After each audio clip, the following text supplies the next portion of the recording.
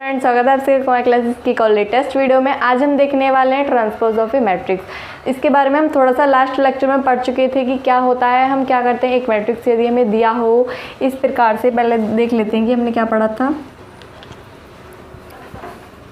A B C D उसके कोई elements हैं और हम इसका ट्रांसपोज करना चाहें तो क्या होगा, रो का कॉलम हो जाएगा और कॉलम का रो। तो ये क्या है, एक रो है तो इसका कर देना है हमें कॉलम और इसका क्या कर देना है, रो। ठीक है, कॉलम का रो और रो का कॉलम।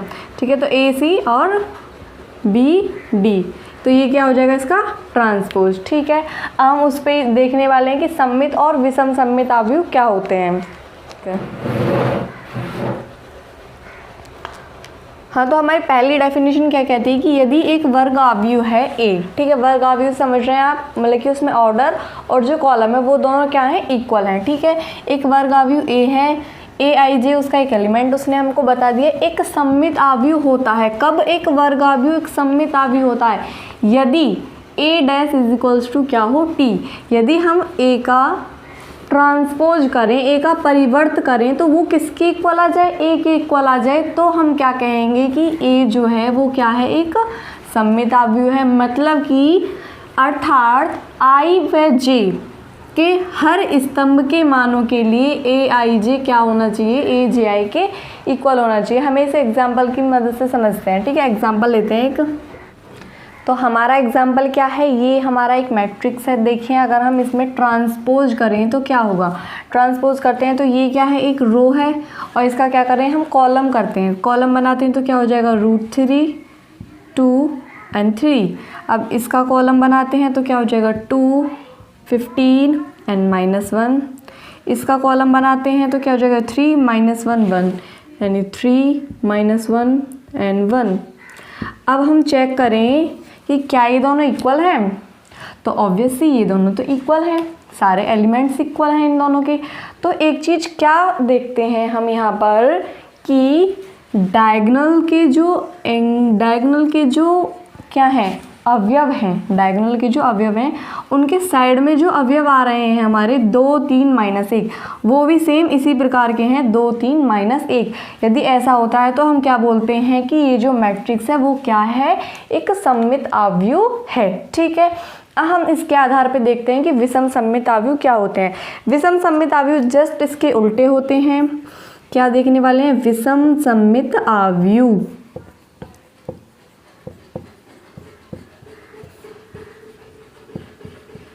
ठीक है, इसमें हमने क्या देखा था कि जो ए डैश है वो ए के इक्वल होना चाहिए।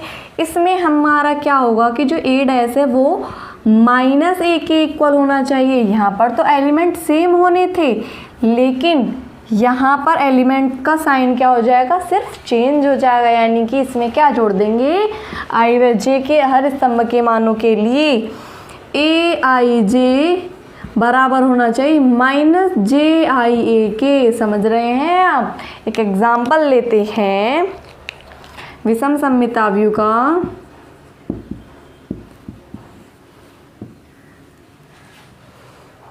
एक एग्जाम्पल लिया हमने ये, तो इसमें क्या है, ये साइन चेंज है।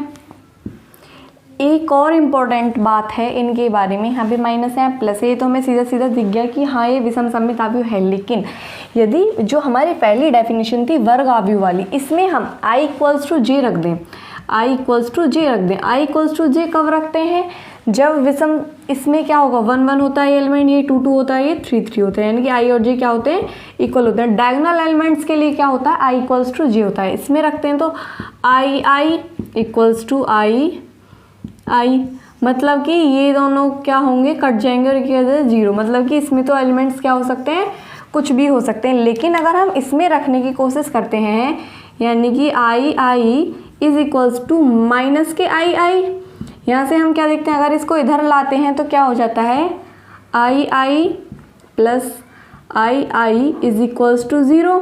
तो क्या हो जाएगा, 2ai = 0 एंड ai = क्या, 0। मतलब कि जो डायगोनल के एलिमेंट्स हैं, जो विकर्ण के अवयव हैं, वो हमारे क्या होने चाहिए, शून्य होने चाहिए। अब आप पहचान सकते हैं कि विषम सममित अवयव क्या होगा, जिसके डायगोनल्स के एलिमेंट क्या हो, शून्य हो, और जो साइड के एलिमेंट्स हैं उनके क्या हो, साइन चेंज हो। आप इसे पहचान सकते हैं। अब इसके ऊपर एक हमारी थ्योरम है, उसे देख लेते हैं। फर्स्ट थ्योरम कहती है कि वास्तविक अवयव वाले किसी आव्यूह, यहाँ पे आव्यूह आएगा, गलती से लिख गया ये, वास्तविक अवयव वाले किसी आव्यूह ए के लिए a प्लस ए डैश तथा a minus a dash, a plus a dash क्या होगा, सममित, और a माइनस ए डैश क्या होगा, विषम सममित। मतलब कि क्या कहना चाह रही है, समझिए थोड़ा सा, कि यदि एक आव्यूह हमारे पास a है और वो कैसा है, वर्ग आव्यूह, और यदि हम उसका a प्लस ए डैश करें यानी कि ट्रांसपोज और उस मैट्रिक्स को जोड़ें, तो जो आव्यूह हमारे पास आएगा वो सममित होगा, और यदि मैट्रिक्स में से ट्रांसपोज को घटा दें तो जो हमारे पास आव्यूह होगा वो विषम सममित होगा। ठीक है, अब हम इसे प्रूव करते हैं कि ये होता कैसे है। ठीक है, देखते हैं कि हमें क्या दिखाना है कि a प्लस ए डैश क्या है, एक सममित आव्यूह है। हमें क्या दिखाना है कि जो a प्लस ए डैश है वो क्या है, एक सममित आव्यूह। अब सममित आव्यूह के लिए हमने क्या पढ़ा था कि यदि एक आव्यूह है, b मान लेते हैं, चलो b एक आव्यूह है, और यदि ये सममित है, हम बोल रहे हैं कि ये सममित है, तो इसके लिए क्या होना जरूरी है कि ये किसके इक्वल होना चाहिए, b डैश इसके इक्वल होना चाहिए। अब हम यहाँ पे क्या शो करने की कोशिश कर रहे हैं कि जो a प्लस ए डैश है वो एक सममित आव्यूह है। जब सममित आव्यूह है तो इसका जो डैश है वो इक्वल होना चाहिए a प्लस ए डैश के, यही तो होना चाहिए। अब करते हैं, हम मान लेते हैं let a plus a dash, थोड़ा बड़ा सा है ना तो इसे b के इक्वल मान लेते हैं। ठीक है, यानी कि हमें क्या शो करना है कि जो b का डैश है, एक प्रकार से क्या शो करना है, जब हमने इस पूरे को b मान लिया, यानी कि जो b का डैश है वो किसके इक्वल है, b के इक्वल है, यही तो शो करना है हमें। करते हैं, ठीक है, ये हमने किसके मान लिया, b डैश के। अब दोनों का डैश करते हैं, तो b dash equals to a plus A का डैश। ठीक, आपने क्या पढ़ा है कि यदि बाय प्रॉपर्टी ए की भी लाइन ऐसे ही नहीं आती है, ठीक है, तो ये हमें सारी प्रॉपर्टीज़ लिखनी होती हैं साइड में, यानी कि ए डैश प्लस बी डैश की ये प्रॉपर्टी पढ़ी थी ना, तो यहाँ से क्या हो जाएगा, ए का डैश प्लस ए डैश का डैश। अब आपने ये प्रॉपर्टी भी पढ़ी थी कि ए डैश का डैश किसके इक्वल होता है, ए के इक्वल होता है। ठीक है, यानी कि ये तो ए डैश ही रहने वाला सिंपली, और ये क्या हो जाएगा, ए हो जाएगा। ठीक है, तो इसे क्या लिख सकते हैं हम, a प्लस ए डैश लिख सकते हैं ना, क्योंकि ये तो क्या है, वास्तविक अवयव। वास्तविक अवयव के लिए कम्यूटेटिविटी होल्ड होती है, यानी कि जो b का डैश है वो किसके इक्वल है, a प्लस ए डैश के इक्वल है, यानी कि जो b का डैश है वो b के इक्वल है, और यही तो हमको शो करना था, जो करनी है। अब दूसरी बात क्या है कि a माइनस ए डैश क्या है, एक विषम सममित आव्यूह है, और विषम सममित आव्यूह होने के लिए क्या आवश्यक है, यह आवश्यक है कि ये किसके इक्वल होना चाहिए, माइनस ए डैश के इक्वल होना चाहिए। इसका जो डैश है वो किसके इक्वल होना चाहिए, इसके इक्वल होना चाहिए। अब हम इसको c मान लें, इस पूरे एलिमेंट्स को c मान लें, तो ये क्या हो जाएगा, c का जो डैश है वो किसके इक्वल होना चाहिए, माइनस c के इक्वल होना चाहिए। यही तो पढ़ा था हमने विषम सममित की कोटि में, विषम सममित वाली प्रॉपर्टीज में। हम इसे करते हैं, तो करते हैं, यहाँ से पहले थोड़ा सा रफ कर लेते हैं। Let a minus a dash is equals to c। हमने क्या मान लिया कि ये जो c के इक्वल है। अब हमने इसका क्या करा, आव्यूह का इसका परिवर्त करा, तो क्या हो जाएगा, a माइनस ए डैश का परिवर्त। अब हम इसे अलग अलग लिख सकते हैं प्रॉपर्टीज़ के द्वारा। ठीक है, a डैश का डैश, इसे क्या लिख सकते हैं, a डैश माइनस a, क्या लिख सकते हैं, a डैश माइनस a। अगर आप यहाँ से माइनस कॉमन लेते हैं तो क्या हो जाएगा, ये माइनस ए डैश प्लस ए, यही हो जाएगा। और इसको हम चेंज करके क्या लिख सकते हैं कि ए माइनस ए डैश, ठीक। और सी डैश, अब ए माइनस ए डैश किसकी इक्वल माना था हमने, सी की इक्वल माना था, तो क्या हो गया माइनस सी, यानी कि ये भी हमारा शो हो चुका है। आप चाहें तो इसका स्क्रीनशॉट ले सकते हैं।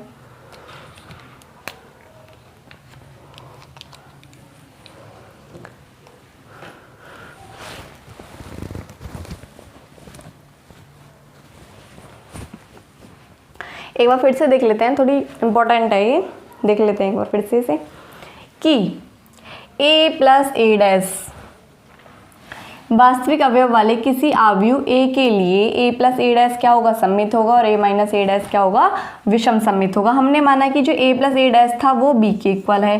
अब हमें क्या शो करना है कि जो b डैश है वो b के इक्वल आना चाहिए, यानी कि ये होना चाहिए, और इस पूरे को हमने b मान रखा है, यानी कि b का डैश इक्वल होना चाहिए b के, यही तो शो करना है हमने। हम लेके चले और प्रॉपर्टीज़ लगाएंगे और ये हमें मिल गया, ठीक है। सेम इसी प्रकार से हमने ये करा और ये भी हमारा प्रूव हो गया। एक और थ्योरम है और उसका प्रूव हमारी बुक में नहीं है, बुक से बाहर है, तो इसलिए हम उस थ्योरम को ही पढ़ेंगे सिंपली। थ्योरम क्या है, सेकंड थ्योरम है कि यदि एक आव्यूह A है तो आपको इसका, अगर एक आव्यूह A है तो इसका सममित आव्यूह कौन होगा, कौन होगा इसका सममित आव्यूह, A प्लस ए डैश, ठीक है। और इसका विषम सममित आव्यूह क्या होगा, A माइनस ए डैश। ये तो अभी पढ़ा है हमने ऊपरली वाली थ्योरम से कि A के लिए ये और ये सममित होता है और ये विषम सममित होता है, तो ये क्या हो गया, इसका सममित आव्यूह हो गया, और ये क्या हो गया, इसका विषम सममित आव्यूह। तो दूसरा हम लिखते हैं कि यदि A को एक सममित और विषम सममित आव्यूह के रूप में हम कैसे लिख सकते हैं, A को एक सममित और विषम सममित आव्यूह के रूप में हम कैसे लिख सकते हैं, देखते हैं कैसे लिख सकते हैं, ठीक है। ये बच्चे लोग आपको ध्यान रखना है कि A को हम एक सममित और विषम सममित आव्यूह के रूप में इस प्रकार से लिख सकते हैं, ठीक है। अब इस पे बेस एक छोटा सा क्वेश्चन कर लेते हैं जिससे आपको समझ में आ जाएगा कि पेपर में क्वेश्चन किस प्रकार से आने वाला है, बोर्ड एग्जाम में क्वेश्चन किस प्रकार से आने वाला है। और यदि आप एनडीए या एनई की बात करते हैं तो उसमें थ्योरी से रिलेटेड क्वेश्चन थोड़े ज़्यादा पूछे जाते हैं, मतलब कि थ्योरी से रिलेटेड क्वेश्चन पूछे जाते हैं, तो आपको थ्योरी को बहुत अच्छे से ध्यान से पढ़ना है, ठीक है। तो इसके लिए अब एक हम क्वेश्चन कर लेते हैं इजी सा। हमारा क्वेश्चन क्या है, एक हमें मैट्रिक्स दे रखा है, इसको एक सममित तथा विषम सममित आव्यूह के योगफल के रूप में व्यक्त करना है। तो व्यक्त कैसे करते हैं, अभी हमने देखा था 1/2 a plus a dash plus 1/2 a minus a dash, यानी कि इस फॉर्म में लिखना है हमें। इसे कैसे लिखेंगे, ये बताने हैं हमको ये क्या होंगे, ठीक है, ठीक है। तो हमने ए तो हमें पता है, हम ए डैश निकाल लेते हैं यहाँ से। तो ए डैश कैसे निकालेंगे, क्या करते हैं बच्चों बताओ जल्दी से, रो का कॉलम और कॉलम का रो, तो क्या हो जाएगा 2 - 4, ओके, -1 3 4, ओके, 1 - 2 एंड क्या हो जाएगा -3, ओके। आप इसमें भी देख सकते हैं डायगोनल सेम है, और जो बाकी के एलिमेंट्स हैं वो उनके क्या हो गए हैं, साइन चेंज नहीं हुए हैं।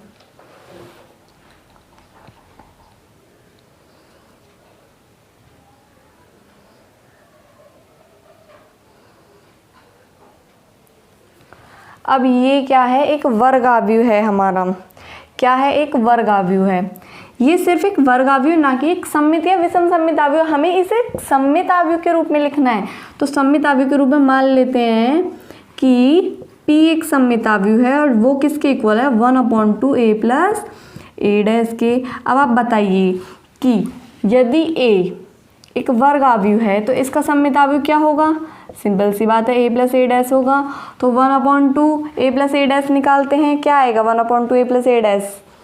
जब हम इसे सॉल्व करेंगे तो हमें क्या मिलेगा, करते हैं 1/2 a प्लस ए डैश, यानी कि a प्लस ए डैश 4 -1 -2 -3, इसी प्रकार से जोड़ के लिखेंगे ना, तो -+1 -4 -3 -2 -1 -3 3 and 3 6 -2 और 4 क्या हो जाएगा 2, -4 और 1 क्या हो जाएगा -3, और 4 - 2 क्या हो जाएगा बच्चों 2 हो जाएगा, और -3 और -3 क्या हो जाएंगे, -6 हो जाएंगे। हो जाएंगे नहीं हो जाएंगे, हो जाएंगे। अब आप चेक करिए कि ये जो एक अवयव बना है, हाँ जी लवी से खवा दिए एक बार, मैं वीडियो बना रही हूँ।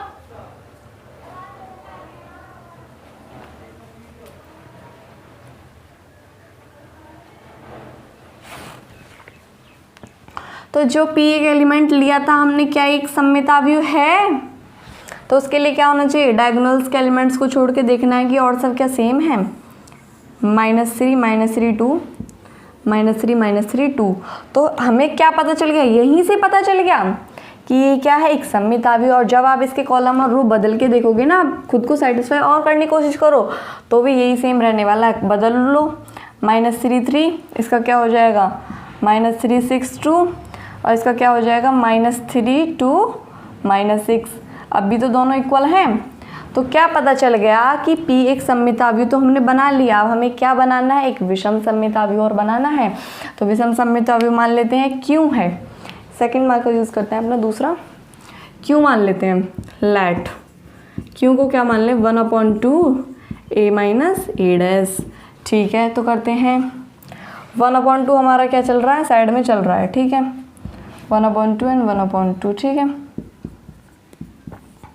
करते हैं A माइनस A डैश करना है तो 0।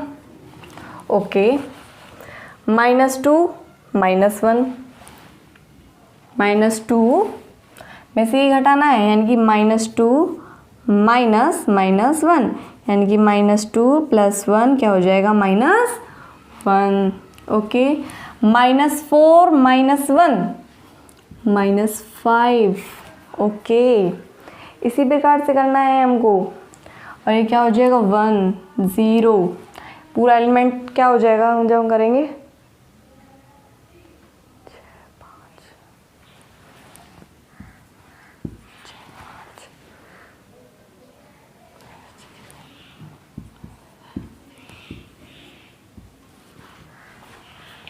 ठीक है, अब क्या ये विषम सममित अवयव है? तो बताइए, विषम सममित अवयव के लिए क्या बताया था कि डायगोनल्स के एलिमेंट क्या होना चाहिए, 0 होने चाहिए। फर्स्ट कंडीशन फॉलो हो रही है। साइन क्या होने चाहिए, चेंज होने चाहिए। तो साइन क्या है, चेंज है, यानी कि एक विषम सममित अवयव है। और जब आप इसका ट्रांसफॉर्म करेंगे तो ये आपको पता चल जाएगा। अब हम यहाँ से P और Q को लिख लेते हैं 1/2 1/2 करके। अब एक चीज़ हमने P/Q निकाल तो ली, हमने ये निकाल तो लिया कि एक सममित अवयव ये है और एक विषम सममित अवयव ये है। ये क्या है, विषम सममित है, ये सममित है, और ये क्या है, विषम सममित है। लेकिन क्या इन दोनों का जो सम है वो एक इक्वल आ रहा है? इन दोनों का सम एक इक्वल आता है? ये भी तो अभी हमको ही चेक करना है, करेंगे, अभी करेंगे।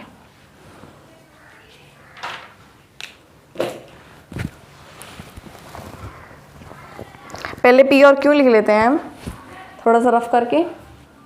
ओके, इसको और थोड़ा सा आगे कर लेते हैं, /2 कर लेते हैं, पूरा कर लेते हैं।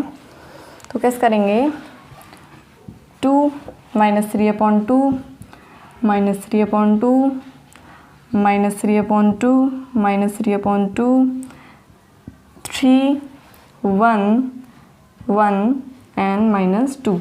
ओके, तो ये क्या हो गया, हमारा P हो गया। और यहाँ से Q की वैल्यू निकाल लेते हैं। Q की वैल्यू क्या आएगी, 0 -1/2 -5/2 1/2 0 3 5/2। ऐसे भी साइन चेंज होने वाले हैं ना। और ये क्या आ जाएगा, -3 और ये 0। ये आ गया P और Q। ठीक है, अब हम कब इसको एक सममित या विषम सममित अवयव के रूप में लिख सकते हैं, सममित और विषम सममित अवयव के योगफल के लिए। जब इन दोनों का यदि हम सम करते हैं तो वो किसके इक्वल आना चाहिए, यदि एक इक्वल आता है तो हम इसे इसके रूप में लिख सकते हैं, वरना तो नहीं। तो 2 + 0 2 -3/2 -1/2 -3/2 -1/2। ओके, और इसे सॉल्व करेंगे तो क्या आएगा हमारा, यही तो बनेगा। इसमें इसको जोड़ना है। ठीक है, अब अगला इसमें इसको जोड़ना है। तो -3/2 -5/2। ओके, -3/2 + 1/2 -3/2 + 1/2। ओके, -3 यानी कि 3 + 0। ओके, 1 + 3 1 + 3।